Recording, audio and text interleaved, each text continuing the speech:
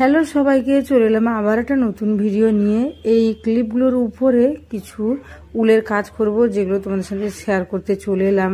আর এই যেটা বানাচ্ছি এটা কিন্তু অলরেডি একটা লং ভিডিওতে আমি ডিটেলসে ভালো করে দেখিয়েছি, তোমরা গিয়ে দেখতেই পারো। আর যেহেতু এটা অর্ডার ছিল, ভাবলাম এটা করি, রেডি করি, তোমাদের সাথে একটু শেয়ারও করি। খুব সুন্দর একটা সিম্পল ডিজাইন। এগুলো সিম্পলভাবে বানালেও এত সুন্দর লাগে, কিউট লাগে, ছোট থেকে বড় সবাই কিন্তু এটা পরতেই পারে। তো দেখতেই পাচ্ছ, গোল একটা আমি রাউন্ড শেপ বানিয়ে নিয়ে তার উপরে ছোট ছোট করে চেন করে 3 লাইনের চেন করে উলের মাথায়, মানে ওই লংগুলোর মাথায় আমি অ্যাটাচ করে দিচ্ছি। এবার দেখো, খুব সুন্দর একটা ফুল তৈরি হয়ে গেল। এটা যদি এইভাবেই বসানো হয়, মাঝখানেটা যদি মুক্তা পুঁথি দিয়েও বসিয়ে দিই, সেটাতেও কিন্তু ভালো লাগবে। কিন্তু আমি এর উপরে একটা ফ্লাওয়ার অ্যাড করব, যেটা ভিডিও আমি অলরেডি আগে দিয়েছি। সেই ভিডিওগুলিতে আমি খুব ডিটেলসে ভালো করে দেখিয়েছি, সেখানে গিয়ে দেখতেই পারো। তবুও এখানে আমি একটু বলেই দিই। প্রথমে 3টা চেন করে নিয়ে তারপর 3টা আমি লং করছি, আবার 3টা চেন করে অ্যাটাচ করব। তো এইভাবে বাকি পাঁপড়িগুলোও আমি রেডি করে নেব।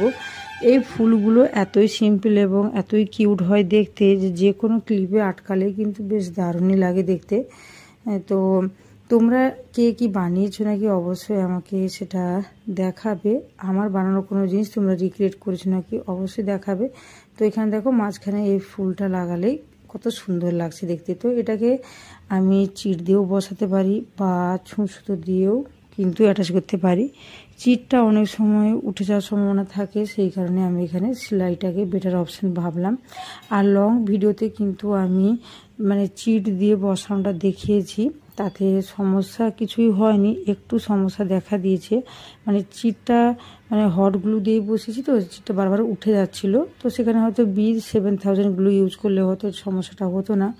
তো যাই হোক, এভাবেও ছুঁচ সুতো দিয়ে তোমরা কিন্তু সেলাই করতেই পারো। খুব সহজে কিন্তু এটা মানে হয়ে যায় এবং দীর্ঘদিন মানে টেকসই হয়। আর ছুঁচ সুতো দিয়ে কাজ করলে একটু কিন্তু সময় লাগে, কিন্তু তবুও ভালোই হয়। তো চলো, এই লম্বা ক্লিপটাতে এবার অ্যাটাচ করব, যার জন্য আমি দেখো 2টো ফুল বানিয়েছি এবং 2টো পাতা বানিয়েছি।